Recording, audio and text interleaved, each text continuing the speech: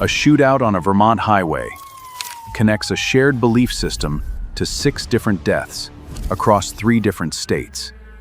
At the center, a brilliant AI cult. We are part of something much larger. Which organization or person is behind all this?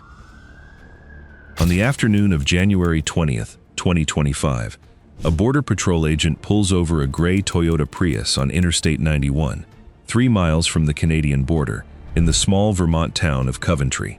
Within seconds, the agent and the driver are exchanging gunfire. The shooting stops. Agent David Malland is dead. So is the passenger riding with the driver, a German national named Felix Bockholt, carrying a valid visa in his pocket. The driver survives, wounded. Her name is Teresa Youngblood, 22.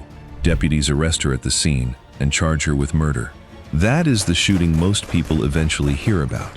One detail does not belong in a routine traffic stop. A federal complaint, filed separately from the murder charge, ties the gun used in the shootout to a woman on the opposite side of the country. Prosecutors charge her with lying to a Vermont gun dealer to buy it, a year before the shooting. Her name is Michelle Zajko.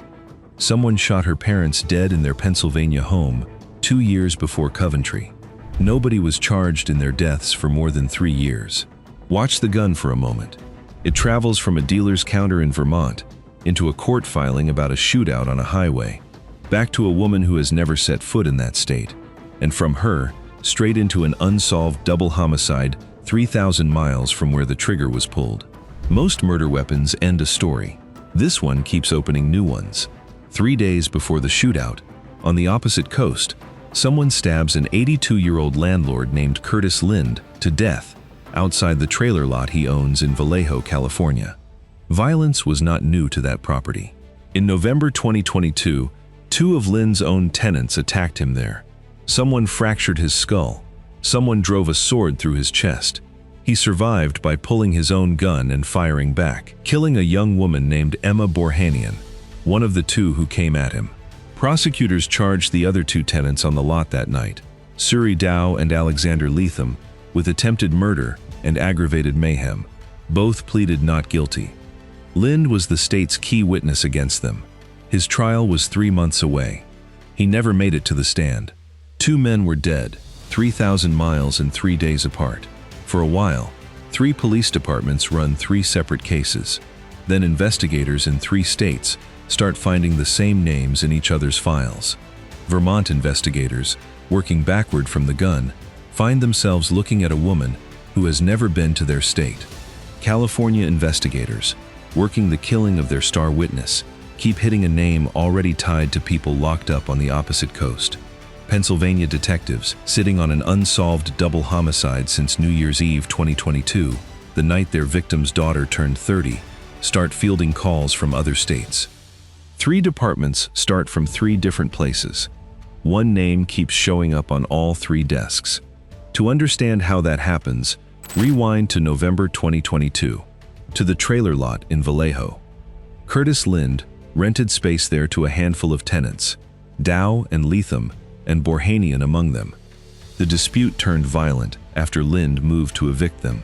The lot itself was a scattering of trailers and parked vehicles along a stretch of frontage road, the kind of place where a landlord and his tenants live close enough to see each other's doors, and far enough that a struggle after dark goes unheard by anyone else. That geography would matter again 2 years later, when someone killed Lind on the same lot he once tried to clear.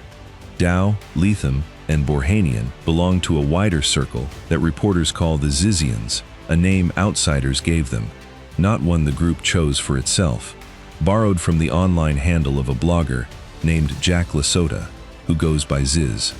The Associated Press describes the circle as young, highly intelligent computer scientists who share radical beliefs about veganism, animal rights, gender identity, and artificial intelligence. Lasota's own attorneys reject the label outright.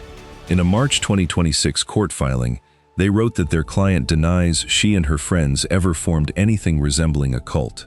A Maryland state trooper's report from the group's arrest calls the suspects tied to the Zizians and nothing more.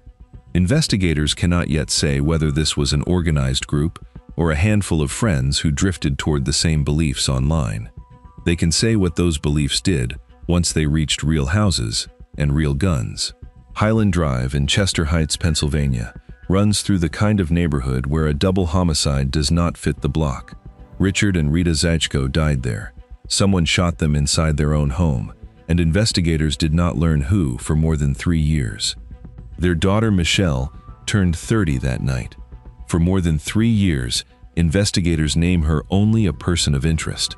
Then, in June 2026, Delaware County prosecutors file first-degree murder, burglary, and conspiracy charges against her.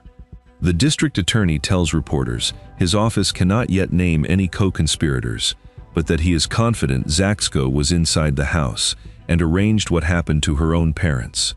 Zajko denies it. In April 2025, more than a year before those charges existed, she wrote an open letter from jail. 5 words in it would follow her through every hearing since, "I didn't murder my parents."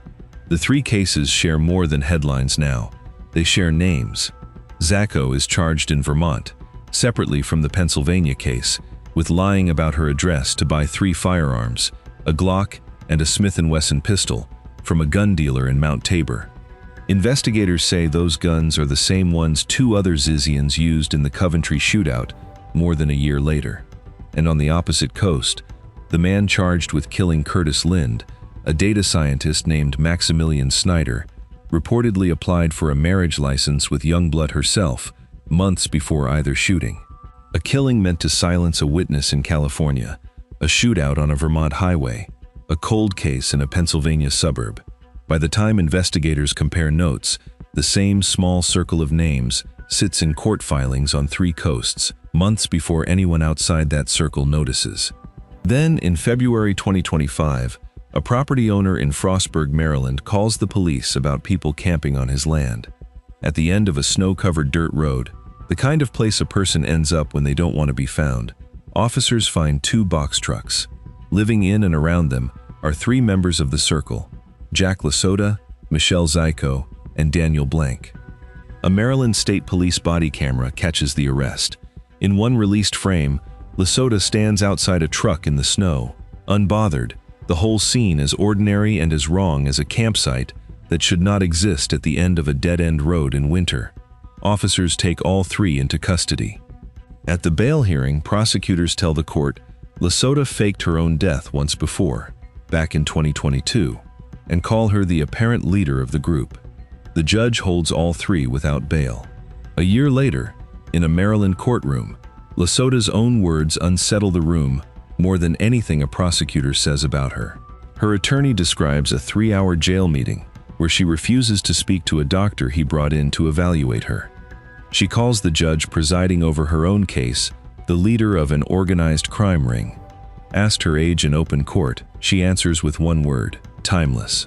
The judge orders a psychiatric evaluation to determine whether she can stand trial at all. Everyone named in this story is presumed innocent. Every thread here remains open. Youngblood has pleaded not guilty to murder in Malin's death. Prosecutors have filed notice that they will seek the death penalty against her, one of the only federal capital cases Vermont has seen since Donald Fell was sentenced to death 2 decades ago. Her defense spent recent months challenging the government's own account of the stop, arguing in filings that agents planned to detain Youngblood and Bockholt on suspicion of alien smuggling, despite knowing Bockholt carried a valid visa. Prosecutors say their investigation continues. No trial date has been set. Federal courtrooms allow no cameras, only sketches. In California, Snyder has pleaded not guilty to killing Lind. Prosecutors allege he acted to silence a witness before a trial that never happened. A judge found Dow incompetent to stand trial and ordered a transfer to a state psychiatric hospital. Letham's case sits suspended alongside hers. Neither has been convicted of anything. Both maintain their innocence. In Maryland, Lasota faces state charges tied to the arrest at the box trucks, trespassing and illegal weapons possession, along with a separate federal charge of being an armed fugitive and obstructing the investigation into the Zajko deaths. Her competency evaluation has put her state trial, once scheduled for June, in doubt. Zajko and Blank face related state charges of their own. All three have pleaded not guilty or otherwise contested the case against them. None has been convicted. 6 people are dead: Emma Borhanian, Richard and Rita Zajko, Curtis Lind, David Malland, Felix Bachholt. Not one of those 6 deaths has produced a conviction. 2 men died 3 days and 3,000 miles apart. 1 shot during a traffic stop near the Canadian border. 1 stabbed outside the trailers he owned in California. Investigators tie both cases to the same small circle of names. Prosecutors describe a group bound by a shared belief system. One, they say, produced a witness killing, a shootout, and a stalled Pennsylvania case that moved. The defendants describe something else: innocence, confusion, a label their own attorneys reject in court filings. Both versions sit in the record right now, unresolved. No filing has settled the harder question. Somewhere between a blog, a rented trailer lot, a birthday in Pennsylvania, and a highway in Vermont, an idea its followers framed as protecting the future produced. Prosecutors allege 6 deaths in the present. Every defendant says they are innocent. The gun still traces back, the same way it always has. 3 states are still working out, hearing by hearing, whether their investigations were ever separate at all.